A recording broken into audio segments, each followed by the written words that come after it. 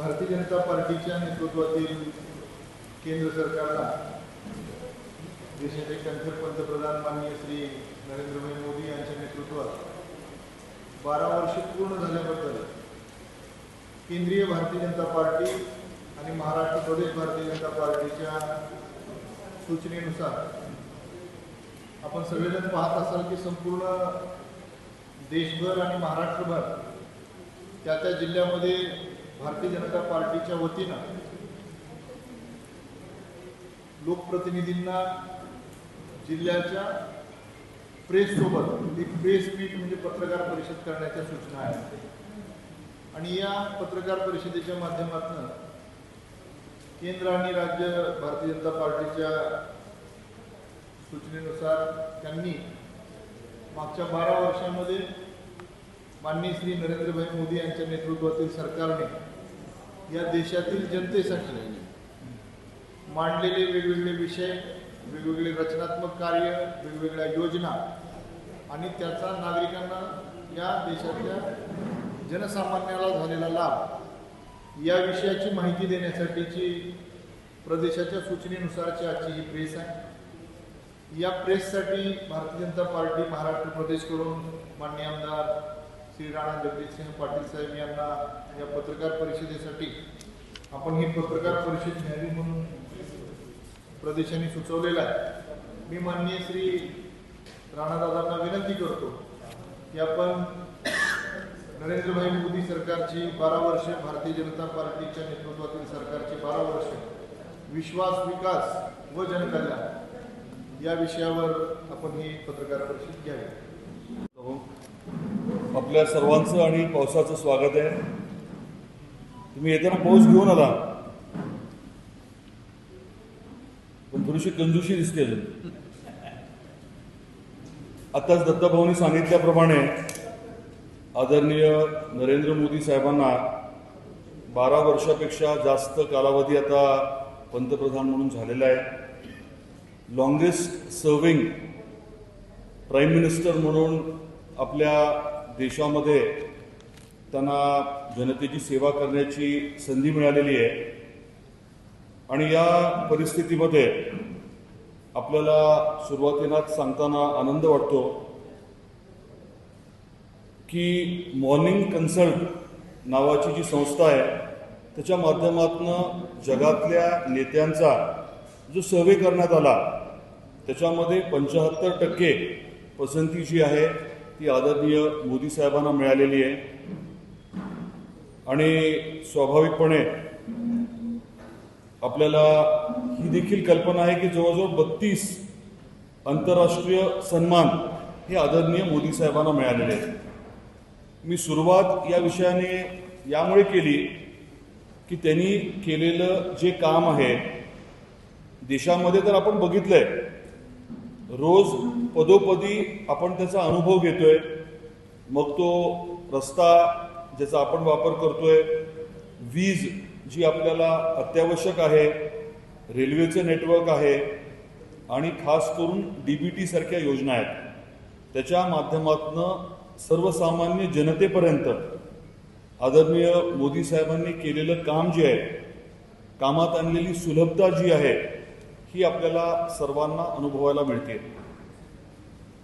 परिस्थिती आता अशी आहे की अनेक राज्यांमध्ये भारतीय जनता पार्टीचं सरकार आहे, सलग सरकार आहे आणि फक्त भूमिपूजनच केलं जातं असं नाही, तर त्याच सत्तेतल्या लोकांच्या माध्यमातून लोकार्पण देखील केलं जातं। सांगण्यासारखे खूप सारे मुद्दे आहेत, बरेच मुद्दे मी आता सांगेन आणि त्यातले काही विषय असतील त्याबद्दलची आपल्याला टिप्पणी देखील आवर्जून आम्ही देणार आहोत। आज आपल्या NDAच्या माध्यमातून 22 राज्यांमध्ये जनतेची सेवा करण्याची संधी ही उपलब्ध झालेली आहे आणि आश्वासनांपुरतं काही मर्यादित न राहता कामं जी आहेत ती होताना आपल्याला मोठ्या प्रमाणामध्ये आता दिसत आहेत। सबका साथ, सबका विकास, सबका विश्वास आणि सबका प्रयास हे फक्त शब्दांपुरतं मर्यादित आता राहिलेलं नाहीये। आपणही बघताय प्रत्येक योजना जी आहे ती समाजातल्या सर्व घटकांसाठी आहे, सर्व जाती धर्माच्या लोकांसाठी आहे आणि ती शेवटपर्यंत पोचतीये. अगदी आपल्या सन्मान योजना जी शेतकऱ्यांची किसान सन्मान योजना आहे त्याचा विषय असेल किंवा शौचालयाचा विषय असेल, घरकुलाचा विषय असेल, प्रत्येक मुद्द्यामध्ये देशभर योजना ज्या आहेत त्या पोचत आहेत. आरोग्याच्या योजना असतील, विम्याच्या योजना असतील, त्या सर्वांपर्यंत पोचत आहेत याची आपल्याला देखील कल्पना आहे. आणि 100% लाभ जो आहे तो शेवटच्या व्यक्तीपर्यंत पोहोचवण्याचा हा प्रामाणिक प्रयत्न केला जातोय याचं देखील मला आवर्जून आपल्याला सांगायचं आहे. या 12 वर्षाच्या कालावधीमध्ये आणि खास करून गेल्या काही वर्षांमध्ये जी काही प्रगती झाली, आर्थिक प्रगती झाली, असं बोललं जातं की काही ठराविक लोकांपर्यंतच ही प्रगती सीमित राहिली, परंतु वास्तव असं आहे की साधारण 25 कोटी लोक हे दारिद्र्य रेषेच्या पलीकडे पुढे गेलेले आहेत आणि निश्चितपणे वेगवेगळ्या माध्यमातून त्यांचं जीवन जे आहे ते सुधारलेलं आहे. डीबीटीचा विषय आपल्याला कल्पना आहे. आपल्याला ही देखील कल्पना आहे की राजीव गांधी साहेब तेव्हा काय बोलले होते दिल्लीहून निघालेल्या रुपयाच्या बद्दल, आणि आज आपल्याला थेट खात्यावरती पैसे मिळत आहेत. त्यामुळे देशाच्या तिजोरीचे साधारण 4.31 लाख कोटी एवढ्या रकमेची, एवढ्या मोठ्या रकमेची बचत झालेली आहे. हे देखील मला आपल्याला इथे आवर्जून सांगायचं आहे. सीमेच्या बाबतीमध्ये, सीमा रक्षणाच्या बाबतीमध्ये आणि वाकड्या नजरेने आपल्या देशाकडे जे बघतात त्यांच्या बाबतीत घेतलेली भूमिका ही आपल्या सर्वांना माहिती आहे. आणि आपल्याला याची देखील कल्पना आहे की सर्जिकल स्ट्राईक आणि हवाई हल्ल्यांच्या माध्यमातून आपण देश आता बदललेला आहे आणि प्रत्युत्तर देताना आपण काही विचार करत नाही जास्तीचा. पूर्ण ताकदीने जर कोणी चुकीचं वागलं तर त्याच्यावरती प्रतिक्रिया जी आहे ती फक्त शब्दांच्या पलीकडे जाऊन थेट त्या ठिकाणी पोचून घेतली जाते, प्रतिक्रिया दिली जाते. हे देखील मी आपल्याला परत एकदा आठवण करून देऊ इच्छितो.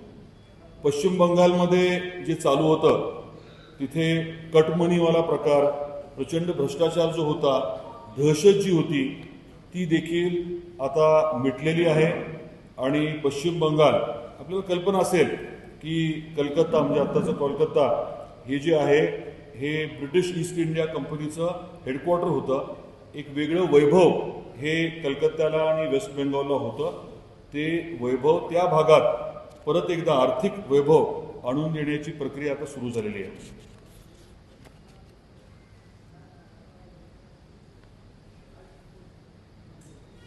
जनकल्याणाच्या वेगवेगळ्या योजना आहेत, सर्वांना कल्पना आहे.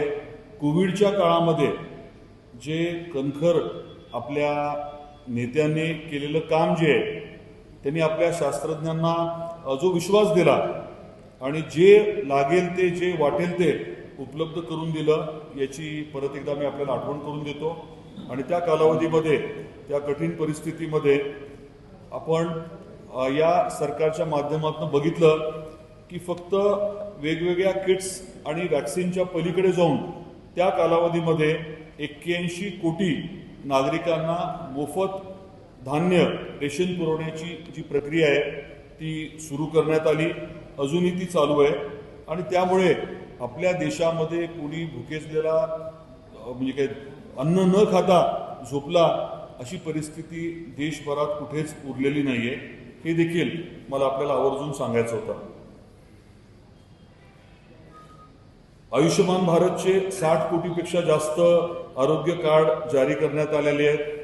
आणि प्रधानमंत्री सुरक्षा विमा योजना जी आहे ती साधारण 58 कोटी लोकांपर्यंत ही इन्शुरन्सची योजना देखील पोहोचलेली आहे. घराच्या बाबतीमध्ये आपल्या सर्वांनाच कल्पना आहे की घर हे कुठल्याही कुटुंबासाठी अतिशय महत्त्वाचं असतं. आणि प्रधानमंत्री आवास योजनेच्या माध्यमातून 4 कोटीपेक्षा जास्त कुटुंबांना पक्की घरं आहेत ती उपलब्ध झालेली आहेत. आणि ही प्रक्रिया आता निरंतर चालू आहे याचं देखील आपल्याला निश्चितपणे माहिती असणार आहे. महिलांच्या उज्ज्वला गॅस योजनेच्या बाबतीत देखील आवर्जून आठवण करून द्यायचं आहे मला की जवळजवळ 11 कोटी कुटुंबांपर्यंत महिलांपर्यंत आपल्या महिलांना गॅस कनेक्शन देऊन धुरापासून मुक्त करणं, त्यांच्या आरोग्याची काळजी घेण्याच्या अनुषंगाने मोदी साहेबांनी हे अतिशय महत्त्वाचं काम पूर्ण देशामध्ये कुठल्याही जातीचा धर्माचा तसा विचार न करता सर्वांसाठी उपलब्ध करून दिले, हे मला नमूद करायचं आहे. जलजीवन मिशनचं काम हे आपल्याला कल्पना आहे. स्वच्छ भारतच्या माध्यमातून 12 कोटीपेक्षा जास्त शौचालय हे बांधले गेलेले आहेत आणि त्याचा खास करून महिलांच्या आरोग्यावरती आणि ग्रामीण भागातल्या देखील ओव्हरऑल सर्वंकष अशा आरोग्यावरती खूप मोठा चांगला परिणाम झालेला आहे, हे मला आपल्याला सांगायचं आहे. आपण अगदी आपल्या धाराशिव शहरामध्ये देखील बघितलं की जे विक्रेते आहेत, म्हणजे फुटपाथवरती किंवा आपल्या गाड्यांवरती जे काही व्यवसाय करतात, ज्यांचं म्हणजे काही कुणीच त्यांना मदत तशी करत नसतं, खास करून बँका ज्यांना खाजगी सावकाराकडनं किंवा कोणाकडनं तरी खूप जास्त व्याजदराने पैसे घ्यावे लागत होते, अशा लोकांसाठी प्रधानमंत्री स्वनिधी योजना सुरू झाली आणि जवळजवळ 74 लाख असे जे विक्रेते आहेत त्यांना या योजनेचा लाभ मिळाला. सुरुवातीला आपल्याला कल्पना आहे की 10,000 आणि नंतर मग ती रक्कम जी आहे पैसे व्यवस्थित परत केले तर अधिकची रक्कम देण्याचे देखील प्रयोजन त्या माध्यमातून झालं. मुद्रा योजना आहे, लहान व्यावसायिकांसाठीची योजना आहे, याचा देखील खूप मोठा लाभ झाला.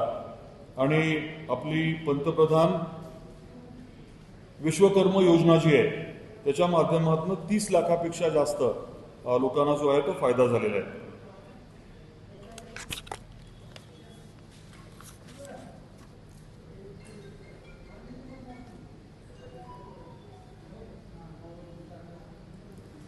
किसान सन्मान योजनेच्या बाबतीत आपल्याला आकडेवारी माहितीच असणार आहे. 11 कोटीपेक्षा जास्त शेतकऱ्यांच्या खात्यामध्ये साधारण 4.3 लाख कोटी रुपये हे जमा झालेले आहेत आणि किसान क्रेडिट कार्डच्या बाबतीत देखील 4.30 कोटी रुपये जे ते जमा झालेले आहेत. किसान क्रेडिट कार्ड योजनेच्या द्वारे 7 कोटीपेक्षा जास्त शेतकऱ्यांना अंदाजे 10 लाख कोटी रुपयाचं परवडणारं कर्ज हे उपलब्ध करून देण्यात आलंय आणि मर्यादा देखील 3 वरून 5 पर्यंत करण्यात आली आहे.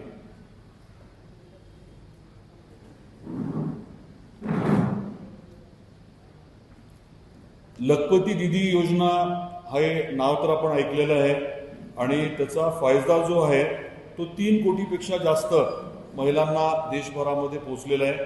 त्याचा देखील उल्लेख मला इथे आवर्जून करायचा होता. आणि महिलांसाठीच्या वेगवेगळ्या ज्या योजना आहेत त्यांचं भविष्य सुरक्षित व्हावं यासाठीच्या वेगवेगळ्या योजना आहेत. सुकन्या समृद्धी योजना, त्याच्यामध्ये 4.5 कोटीपेक्षा जास्त खाती उघडण्यात आलेली आहे. आणि एक आता वेगळा विषय देखील आपल्या सर्वांच्या समोर मांडायचा आहे, तो म्हणजे सुरक्षा दल जे आहेत, सुरक्षा दलामध्ये अधिकारी, महिला अधिकाऱ्यांची संख्या जी आहे ती केवळ 3,000 होती, ती आता वाढून 11,000 पर्यंत पोहोचलेली आहे. खूप मोठा तो फरक आपल्याला जाणवण्यासारखा तो मोठा फरक झालेला आहे. पंतप्रधान सूर्यघर मोफत वीज योजना याच्यामध्ये 1 कोटीपेक्षा जास्त घरांच्या छतावर हे सौर ऊर्जेचे जी यंत्रणा आहे ती बसलेली आहे. विकासाच्या बाबतीमध्ये आपले यशस्वी पंतप्रधान हे स्पष्टपणे सांगतात की विकास हे आमच्यासाठी 24 तास 7 दिवस आणि 12 महिन्याचा अभियान आहे. हे अभियान जे आहे ते निरंतर चालू आहे आणि ज्याची आम्ही पायाभरणी करतो त्याचे उद्घाटनही करतो. मी मगाशी म्हटल्याप्रमाणे आपल्याच राज्यामध्ये असे अनेक प्रचंड मोठ्या नवीन विशाल प्रकल्पांची पायाभरणी देखील आपल्याच माध्यमातून झाली आणि त्याचं लोकार्पण देखील आत्ताच्या पिरियडमध्ये त्याच पद्धतीने होते. ड्रिपच्या बाबतीमध्ये ड्रिप इरिगेशनच्या बाबतीत आपल्या सर्वांना कल्पना आहे की त्याचं महत्त्व किती मोठं आहे पाण्याचा योग्य वापर करण्याच्या अनुषंगाने. 2015-16 पासून आतापर्यंत जवळजवळ 109 लाख हेक्टर पेक्षा जास्त शेतजमीन जी आहे ती सूक्ष्म सिंचनाच्या खाली आलेली आहे. 109 लाख पेक्षा जास्त. त्याच पद्धतीने आपण नॅशनल हायवेचं काम बघतोय. राष्ट्रीय महामार्गाचं काम जे आहे ते अतिशय ताकदीने नियोजनबद्ध चालू आहे. आपलेच आदरणीय नेते नितीन गडकरी साहेबांच्या माध्यमातून एक कमालीचा फरक पडलाय. 2014 मध्ये दररोज नॅशनल हायवेचं काम जे आहे ते देशात 11.6 किलोमीटर व्हायचं आणि 11.6 किलोमीटरचं काम जे दररोज व्हायचं ते आता 34 किलोमीटरपर्यंत गेले आणि गडकरी साहेबांचं लक्ष अगदी 40-50 किलोमीटरपर्यंत नेण्याचं आहे. हे त्यांनी अनेक वेळेस आपल्याला भाषणांमधनं आणि चर्चेमधनं सांगितलेलं आहे. रेल्वेच्या बाबतीतही आमूलाग्र बदल झालेला आहे आणि आपण सर्वांनी तो निश्चित अनुभवला आहे. आपल्या जिल्ह्याच्या बाबतीत मी नंतर बोलेनच, परंतु मूळ मुद्दा असा आहे की वंदे भारत सारखी ट्रेन आता जवळजवळ 164 वंदे भारत एक्सप्रेस जे आहेत ते यशस्वीपणे आता कार्यरत आहेत आणि दर आठवड्याला महिन्याला संख्येमध्ये वाढ होतीये. त्याच्यातनं आपल्या नागरिकांची सोय जी आहे ती मोठ्या प्रमाणामध्ये होतीये.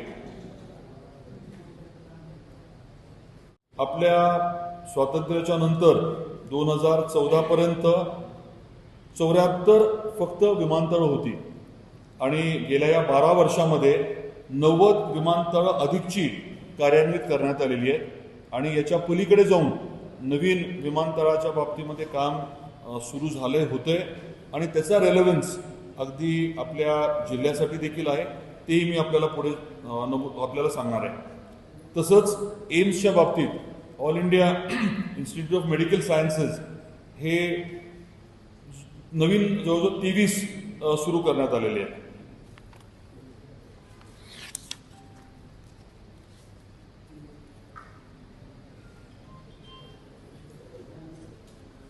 काही महत्त्वपूर्ण इतर विषय देखील झाले.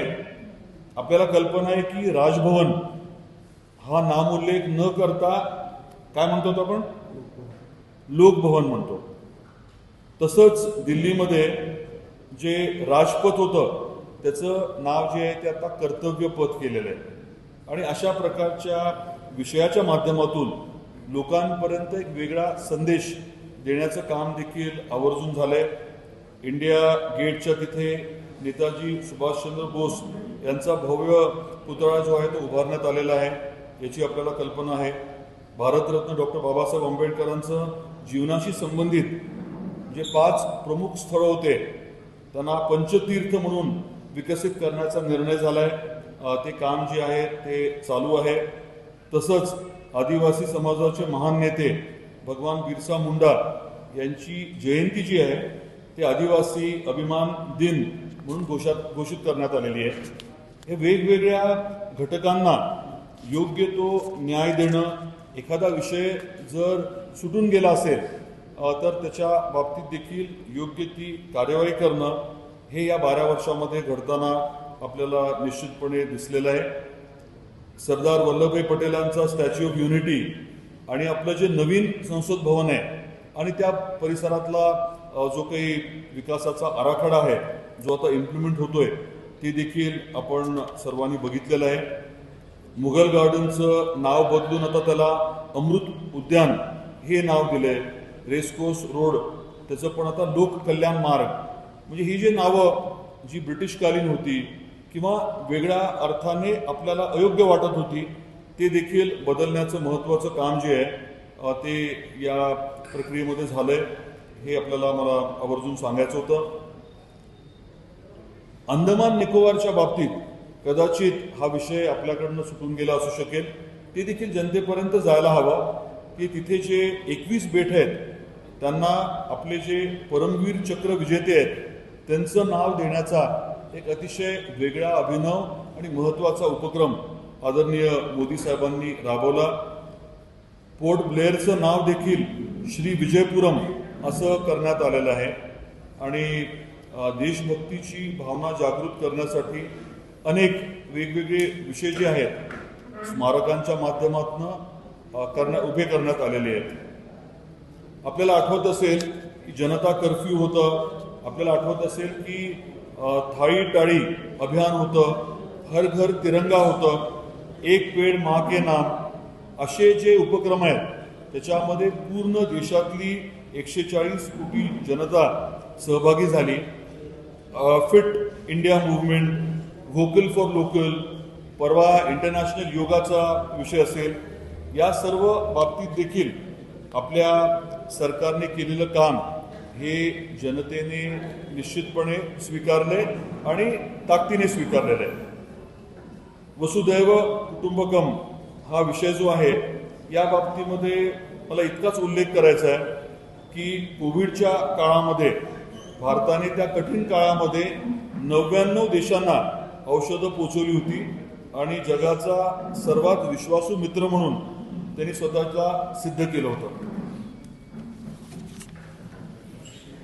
G20ची यशस्वी काय म्हणतात तिथे आपल्याकडे झालेली ती कॉन्फरन्स, त्याचं अध्यक्षपद जे आपण भूषवलं होतं आणि अशा अनेक विषयांच्या माध्यमातून आपण आपल्या देशाची आणि संस्कृतीची ओळख जी आहे ती वेगवेगळ्या देशांपर्यंत पोहोचवली.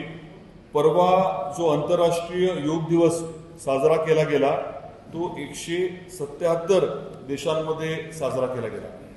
तर मी सुरुवात जी केली होती ती याच मुद्द्याने केली होती की 12 वर्ष हे फक्त अंक नाही तर त्या 12 वर्ष आणि त्याच्या पुढच्या वाटचालीच्या माध्यमातून खूप मोठ्या प्रमाणामध्ये देशाची प्रगती सर्वच वेगवेगळ्या विभागात झालेली आहे. जनतेच्या अडीअडचणी समजून घेऊन त्या सोडवण्यासाठी प्रामाणिक प्रयत्न झालेले आहेत. आपल्या धाराशिव जिल्ह्याचा जर विचार केला तर मला आपल्याला आठवण करून द्यायची आहे की 2014 आदरणीय मोदी साहेब आपल्या धाराशिवला तुळजापूरला आले होते. तेव्हा त्यांनी तुळजापूरला आई तुळजाभवानीच्या तुळजापूरला रेल्वे आणण्याच्या बाबतीत उल्लेख केला होता आणि फक्त रेल्वे आणली एवढ्यापुरतं मर्यादित न राहता रेल्वे आणल्यानंतर आर्थिकदृष्ट्या या भागाचा कायापालट कसा होईल हे त्यांनी 2014 नमूद केलं होतं. त्याच्या अनुषंगाने 2019 भूमिपूजनही झालं. आपल्याला कल्पना आहे की मध्ये काही अडचणी आल्या, 2-2.5 वर्ष आपले असेच गेले, परंतु आत्ता काम चालू आहे, ताकदीने चालू आहे आणि जून 2027 पर्यंत आपली ही जी धाराशिव तुळजापूरची कनेक्टिव्हिटी आहे ती पूर्ण करण्याची जबाबदारी रेल्वेजने स्वीकारलेली आहे आणि जून 2027 किंवा फार तर जुलैमध्ये पहिली रेल्वे जी आहे ती आपल्याला तुळजापूरपर्यंत न्यायची आहे आणि आपलं तुळजापूर जे आहे ते देशाच्या रेल्वेच्या नकाशावरती आणायचं आहे. याला लागणारे 3000 कोटी राज्य सरकार निम्मे देते, केंद्र सरकार देते आणि आपले आदरणीय गृहमंत्री अमित शाह साहेबांनी देखील उल्लेख केला होता. त्या अनुषंगाने तुळजापूरचा कायापालट करून वैश्विक दर्जाचं धार्मिक पर्यटन स्थळ म्हणून विकसित करण्याची देखील प्रक्रिया चालू आहे. या दोन्ही कामांना मिळून जवळजवळ 5000 कोटी रुपये हे केंद्र आणि राज्य सरकारच्या माध्यमातून उपलब्ध होत आहेत. रस्त्याच्या बाबतीमध्ये नॅशनल हायवेचं नेटवर्क आपण सर्वांनी बघितलेलंच आहे. सुरत चेन्नईचं काम जे आहे ते लवकरच आता सुरू होणं अपेक्षित आहे. भूसंपादनाची प्रक्रिया बऱ्यापैकी झालेली आहे. शक्तीपीठ महामार्गाचा विषय याबद्दल आपल्यालाही कल्पना आहे. आपल्या भागाला त्याचा निश्चितपणे मोठा उपयोग होणार आहे. लातूर कल्याण या ग्रीनफील्ड प्रोजेक्टच्या बाबतीत देखील आपल्याला कल्पना आहे. आपल्या जिल्ह्यातनं काही भागातनं जाणार आहे आणि आपल्या भागातल्या खास करून शेतकऱ्यांना त्याचा खूप मोठा उपयोग होणार आहे.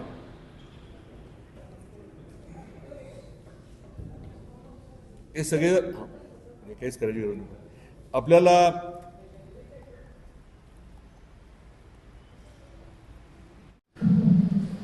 मी 90 नवीन हवाई अड्डे किंवा एअरपोर्ट्स या आपल्या सरकारच्या माध्यमातून गेल्या 12 वर्षात झाले याचा उल्लेख केला.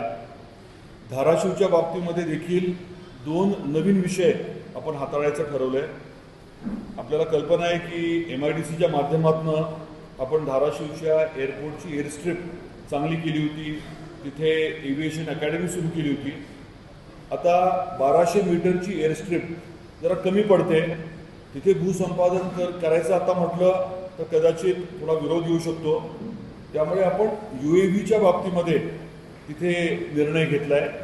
UAVची पॉलिसी म्हणजे जे अनमॅन्ड एरियल आपले वेगवेगळे मशीन्स असतात त्याच्या बाबतीतला UAVचा विषय आहे. तो तुम्हाला समजून सांगायचं म्हटलं तर ड्रोन आपल्याला कळतं. ड्रोन जे आहे ते रिमोटली आपण वापरतो, अनमॅन्ड असतं, म्हणजे त्याच्यामध्ये काही प्रत्यक्ष माणूस बसून ड्रोन चालवत नाही.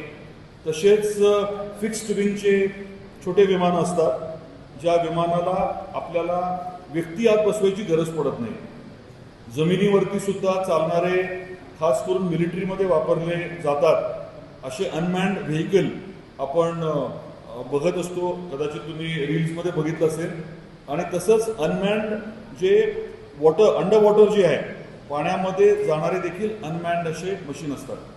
तर या बाबतीमध्ये हे जे UAV आहेत, अनमॅन्ड एरियल व्हेकल्स आहेत, याच्या बाबतीतलं आपण निर्णय घेतला आहे की त्याचं R&D आणि टेस्टिंग करण्यासाठी हा एअरपोर्ट आपला वापरायचा. तिथेच इन्क्युबेशन आणि तिथे मॅन्युफॅक्चरिंगच्या अनुषंगाने देखील आपण एक मोठं इनोव्हेशनचं हब करायचं. गेल्या काही दिवसापूर्वी MIDCचे CEO आहेत, नवीनच आले, दीपक कपूर नावाचे, त्यांच्याकडे प्रस्ताव आपण दिलेला आहे आणि काही इंडस्ट्रीजला बरोबर घेऊन तिथे एक मोठं एव्हिएशनचं हब करायचं आपण ठरवलं आहे. आता हे सांगत असताना केंद्र सरकारची मदत घेऊन, एअरपोर्ट अथॉरिटी ऑफ इंडियाची मदत घेऊन आपण तुळजापूरच्या जवळ 3.5 किलोमीटरची नवीन एअरस्ट्रिप आणि नवीन एअरपोर्ट करायचं ठरवलं आहे. त्याचा प्रस्ताव जो आहे तो MIDCच्या माध्यमातून एअरपोर्ट अथॉरिटी ऑफ इंडियाकडे गेलेला आहे आणि त्या 3.5 किलोमीटरच्या एअरपोर्टच्या माध्यमातून सोलापूर, धाराशिव, बीड आणि लातूर या 4 जिल्ह्यातले कन्झ्युमर जे खास करून लोक विमान वापरू शकतील यांची सोय होणार आहे. आज आपल्या तुळजापूरला वर्षाला 1.5 कोटी भाविक येतात. त्या 1.5 कोटी भाविकांपैकी काही टक्के भाविकांनी जरी विमानाने प्रवास केला तर हा प्रकल्प यशस्वी होऊ शकतो असं तज्ज्ञांनी सांगितलं आहे. आणि आपल्याला तर कल्पना आहे की रेल्वे आणि 5,000 कोटीची गुंतवणूक झाल्यानंतर तुळजापूरला खूप मोठ्या प्रमाणामध्ये भाविकांची संख्या वाढणार आहे. आपले मुख्यमंत्री आदरणीय देवेंद्रजी फडणवीस साहेबांचं स्वप्न हे आहे की जसं शिर्डीला एअरपोर्ट आला आणि एअरपोर्टच्या माध्यमातून प्रचंड प्रमाणात इंडस्ट्री आली आणि तिथे विकासाला चालना मिळाली, त्याच पद्धतीने तुळजापूरला देखील जसं आपली रेल्वे आहे, जसे 3-4 नॅशनल हायवे आहेत, तसंच या एअरपोर्ट आणि एअरफील्डच्या माध्यमातून, एअरस्ट्रिपच्या माध्यमातून आपल्या भागातला, या 2-4 जिल्ह्यातला आर्थिक कायापालट व्हावा यासाठी केंद्राची मदत आपण एअरपोर्ट अथॉरिटी ऑफ इंडियाच्या माध्यमातून घेतोय. OLS सर्वे जो आहे तो त्यांच्या माध्यमातून केला जातोय. मुरलीधर मोहोळ साहेब या विषयामध्ये आपल्याला आवर्जून मदत करतात. पुढचा विषय आपल्याला सांगण्यासारखा आपल्या जिल्ह्याशी संबंधित, ज्यात केंद्र आपल्याला मदत करते, तो म्हणजे कोल्हापूर सांगलीचा पुराचं पाणी जे आपण इकडे आणायचं ठरवलंय. त्याच्या बाबतीमध्ये आपल्याला कल्पना आहे की फिजिबिलिटी रिपोर्ट जो आहे तो काही महिन्यांपूर्वी सादर झाला, त्याला मान्यता मिळाली आणि आता DPR बनवण्याची प्रक्रिया जी आहे ती लवकरच सुरू होणार आहे. DPRला साधारण 6 महिने लागतील. आपला प्रयत्न आहे 3 महिन्यामध्ये DPR कंप्लीट करण्याचा, म्हणजे वर्षभराच्या आतमध्ये प्रत्यक्षात कोल्हापूर सांगलीवरनं इकडे पाणी आणण्याची जी प्रक्रिया आहे ती सुरू करण्याचं आपलं लक्ष आहे. पुढचा विषय आहे तो म्हणजे तारा प्रकल्प. तारा प्रकल्पाच्या बाबतीत आपल्याला कल्पना आहे की परत एकदा केंद्र आपल्याला मदत करते. नॅशनल हायवे अथॉरिटी जी आहे NHAIच्या माध्यमातून साधारण 100 एकरवरती तिथे लॉजिस्टिक्स पार्क करण्याच्या बाबतीतलं प्रस्ताव आहे. त्याच्यावरती आता GT नावाच्या संस्थेच्या माध्यमातून, मित्राच्या माध्यमातून काम चालू आहे. आपलं मेडिकल कॉलेज आणि आपलं जे सिव्हिल हॉस्पिटल आहे त्याच्या कामासाठी देखील केंद्राने आपल्याला मदत केली आहे, राज्य सरकारने मदत केली आहे आणि येणाऱ्या कालावधीमध्ये म्हणजे त्याला मी साधारण 2 वर्ष पकडतोय, 2 वर्षाच्या कालावधीमध्ये 1000 खाटांचे नवीन खाटा आपल्याकडे उपलब्ध होतील आणि डॉक्टर्स जे आहेत ते साधारण 350 पेक्षा जास्त डॉक्टर आपल्या धाराशिवमध्ये या 2 प्रकल्पाच्या माध्यमातून उपलब्ध होण्याची अपेक्षा आहे. शेवटचा मुद्दा म्हणजे आपल्या जिल्ह्यात खास करून PMEGP आणि CMEGPच्या माध्यमातून केंद्र सरकारच्या वेगवेगळ्या योजनांच्या माध्यमातून जी मदत मिळाली आहे त्याच्यामुळे दरडोई उत्पन्न आपलं जे आहे ते साधारण 2 लाख रुपयेपेक्षा पुढे आता चाललंय. त्यामुळे केंद्र सरकार आणि राज्य सरकारने केलेली जी कामं आहेत, दिलेली जी मदत आहे त्याचा निश्चितपणे फायदा आपल्याला जो दिसतोय तो तर आहेच, परंतु त्याच्या पलीकडे जाऊन आपल्या जिल्ह्यातल्या प्रत्येक व्यक्तीला अगदी स्पर्श करणारा हा महत्त्वाचा मुद्दा म्हणजे दरडोई उत्पन्न आपलं 2 लाखापेक्षा जास्त झालेलं आहे. तर हे सर्व मुद्दे आपल्या सर्वांच्या समोर नमूद करायचे होते. आम्हाला जाणवतं की संख्या मुद्द्यांची खूप जास्त आहे, त्यामुळे विनंती आहे की आपल्याला जे योग्य वाटतात ते वेगवेगळे मुद्दे वेगवेगळ्या पद्धतीने अगदी एकाच लेखात एकाच दिवशी अपेक्षित नाही आहे, परंतु याची माहिती घेऊन आपण जनतेपर्यंत पोचवावे हीच आपल्या सर्वांना विनंती करतो. काही प्रश्न असतील तर आपण जरूर विचारावे. आवास योजनेच्या बाबतीत आपले काही स्पेसिफिक प्रश्न असतील तर कृपया आपण मला द्या. आज माझ्याकडे पूर्ण माहिती नाही आहे, पण ती माहिती निश्चितपणे लेखी स्वरूपात मी आपल्याला देतो. आज माझ्याकडे नाही.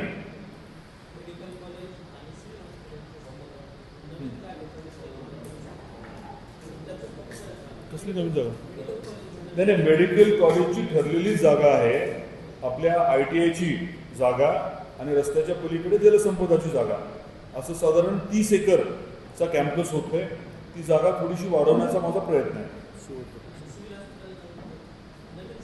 सिव्हिल हॉस्पिटल आहे त्याच ठिकाणी ना, नवीन सिव्हिल हॉस्पिटल आहे त्या जे ठरलं आहे त्याच ठिकाणी. शेवटचा प्रश्न घेऊया आता. काही अडचण नाही जागेची, परवा मी बैठक घेतली त्या विषयाची. काही अडचण नाही. खूप वेळ झाले असं वाटत नाही. नाही, परवाच मी बैठक घेतली, त्याच्या बाबतीमध्ये काही अडचण नाही आहे. परवा मी फिजिकली 2 दिवसापूर्वी बैठक घेतली. आपण परत बोलू त्याचं आपल्या नाही. मी आपल्याला शेवटचा मुद्दा जो सांगितला, दरडोई उत्पन्न जर धाराशिवचं 2 लाखाच्या वर गेलं असेल तर माझी आपल्याला विनंती आहे की दरडोई उत्पन्न दरवर्षी काढलं जातं. गेल्या 20 वर्षाचं दरडोई उत्पन्न आपण काढा आणि मग त्या विषयावरती आपण चर्चा करू की जनतेला थेट फरक पडला का नाही पडला. बेरोजगारीच्या बाबतीत जर विचार आपण करायचं म्हटलं तर तुम्ही एक फिगर काढा, ती म्हणजे परकीय आपल्याकडे गुंतवणूक जी झाली आहे ती गेल्या 20 वर्षात किती झाली आहे. माझी विनंती आहे की हे फिगर्स घेऊन आपण याविषयी चर्चा करू. पण एक शब्द मी आपल्याला नक्की देतो की बेरोजगारी आहे का? निश्चित आहे. महागाई आहे का? वाढली का? आहे. परंतु त्याच्यामध्ये गेल्या 20 वर्षात जो प्रचंड फरक पडला आहे, लोकसंख्या तर वाढत चालली आहे, त्याचा जर विचार केला तर एकीकडे दरडोई उत्पन्न वाढत आहे, दुसरीकडे परकीय गुंतवणूक आपल्या देशामध्ये वाढतीये. या दोन्ही गोष्टीचा अर्थ काय? अर्थ असा आहे की आपल्यापर्यंत पैसा येतोय, बाहेरची गुंतवणूक जाते कुठे. मग त्याच्या डिटेलमध्ये पण आपण एक वेगळी चर्चा निश्चित करू. आपण ह्या 2 गोष्टींची माहिती नेटवरनं उपलब्ध करून घेऊ शकता. देशाचं साठी म्हणताय? नाही, देशाच्या बाबतीमध्ये मोदी साहेबांनी 2-3 गोष्टी अगदी स्पष्ट सांगितल्या. सगळ्यात महत्त्वाचं काय सांगितलंय? आत्मनिर्भर भारत. प्रत्येक बाबतीमध्ये आपण आत्मनिर्भर व्हायला हवं. विश्वगुरु आपण दुसरा शब्द बोलतो, त्याचा अर्थ काय की प्रत्येक क्षेत्रामध्ये आपण लीड करायला हवं, वर्ल्ड लीडर व्हायला हवं. आणि मेक इन इंडिया हा जो विषय आहे, आता तुम्ही जो मुद्दा उपस्थित केला बेरोजगारीचा किंवा तुम्ही महागाईचा, जवळजवळ प्रत्येक गोष्ट आपल्या इथे जर उत्पादित व्हायला लागली तर प्रचंड फरक पडणार आहे. थोडंसं वेगळं मी आपल्याला सांगतो. आपण आता सध्या एका प्रकल्पावरती जे काम करतोय तो प्रकल्प असा आहे की कचऱ्यापासून, शेतीतला जो कचरा ज्याला आपण ॲग्रिकल्चरल वेस्ट किंवा रेसिड्यू म्हणतो, किंवा काही सडलेलं अन्न असेल, धान्य असेल, फळं असतील, भाज्या असतील, अगदी कांद्याच्या बाबतीत चाळीत ठेवल्यानंतर कांदा 30% कुजतो. तर हे सगळं साधारण 5 रुपये किलोने विकत घेऊन, अगदी बघ्यासुद्धा 5 रुपयाने विकत घेऊन क्रूड ऑइल बनवण्याची तंत्रज्ञान विकसित झालं आहे. आता माझ्या एका गाडीमध्ये मी त्याचं डिझेल वापरतोय. डिझेल कशापासून बनले, तर शेतातला जो अवशेष असतो, कचरा असतो, त्याच्यापासून बनलेलं डिझेल. म्हणजे याचा फायदा काय होतोय, एक म्हणजे भारतातलं तंत्रज्ञान आहे, मेक इन इंडिया होते. दुसरं म्हणजे आपण आत्मनिर्भर होतोय. कुठून तरी आखाती देशातनं पेट्रोलियम क्रूड आणण्याची गरज पडत नाहीये. आणि तिसरीकडे शेतकऱ्याचं उत्पन्न आपण वाढवतोय. तर असे जे प्रकल्प आहेत, CBGचा प्रकल्प आहे, त्याच्यामध्ये आता नेपियर ग्रासचा विषय आपण घेतोय, तर हे सगळे विषय जे आहेत त्याचा फरक पडणार आहे.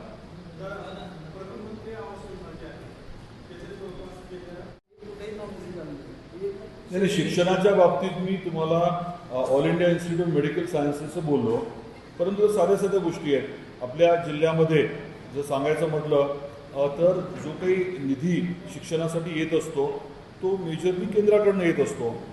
त्याचबरोबर आपलं इंजिनिअरिंग कॉलेज जे आहे ते आता प्रायव्हेट ट्रस्टचं न राहता हे गव्हर्नमेंटचं इंजिनिअरिंग कॉलेज होतं आहे. आपला काही ठराविक प्रश्न असतील तर आपण जरूर विचारा.